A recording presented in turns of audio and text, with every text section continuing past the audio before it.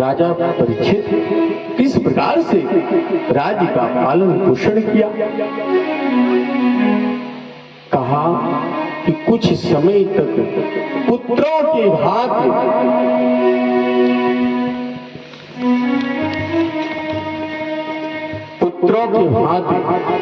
प्रजा का पालन करना प्रारंभ किया। किसी के ऊपर दुख पड़ जाए तो अपना दुख समझ करके उसके पास पहुंच जाते थे और उसके दुख का जैसे भी होता निर्वाह करते थे। ऐसे राजा हुए। लेकिन कुछ दिन बीता था कि एक दिन मन में सोच आई कि आज हम भी थोड़ा सा शिकार करने के लिए निकले। जबकि धर्मान संत, परम संत राजा परीक्षित, जिसको भगवान का दर्शन गर्भ में हो जाए वो परम संत हो जाता है, फिर भी इच्छा ये हुई।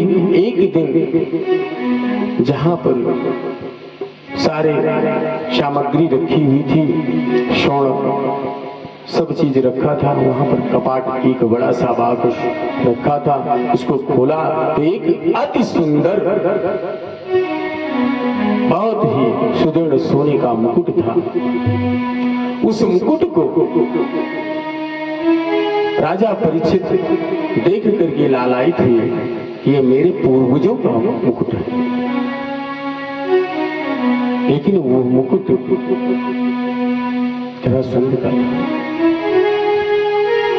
इनके पूर्वज लोग युद्ध करके उसको ले करके जो जबरन लेकर चले आए थे, इसलिए उस मुकुट को पहन लिए और कौतूहलवश मन में आया चलो शिकार खेलने के चले।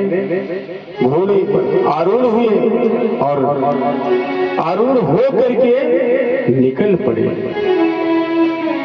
कहाँ? शिकार खेलने के लिए। राजा परीक्षित जी चले।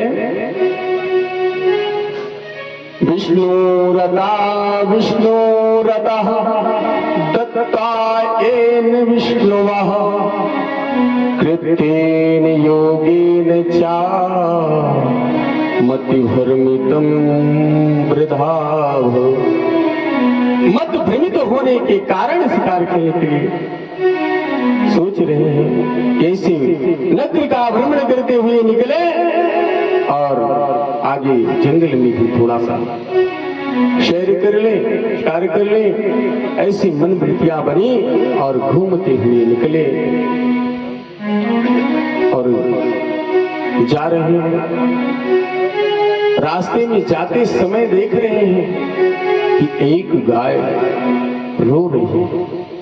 गाय रो रही है और एक बैल जिसके 3 पैर नहीं है, एक पैर है, एक बड़ा भयानक काला काला स्वरूप धारण किए और डंडे से जो एक पांव पर खड़ा है उसको प्रहार कर रहा है।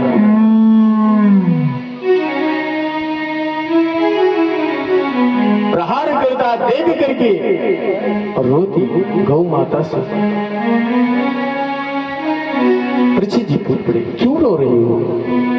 कहा कि सुनिए, देखिए कि आज ऐसी विकृतियां हो गई हैं, मात्र एक पैर बचे हैं और उसको भी ये कलियुग जो है ये काटना चाह रहा है। तो क्या करें, क्या होगा इस संसार का जब ये भी पैर चला जाए? सत्य, दया, दान, शौच, शुद्धता जिसे कहते हैं शौच। सत्य, दया, दान, शौच सब तो चला गया है, मात्र बचा क्या है? अभी कुछ सत्य बचा है और ये भी चला गया तो क्या होगा? कहां से? सब अगर चला गया तो कैसे क्या होगा? इसीलिए मैं दुखित हूं। ऐसा सुनते ही उसे कहा कि अरे तुम कौन, क्या बात है? किस लिए इसको मार रहे हो? एक पैर पर खड़ा है फिर भी इसे, इस पैर को दंडित कर रहे हो, ये भी टूट जाए, क्या बात है?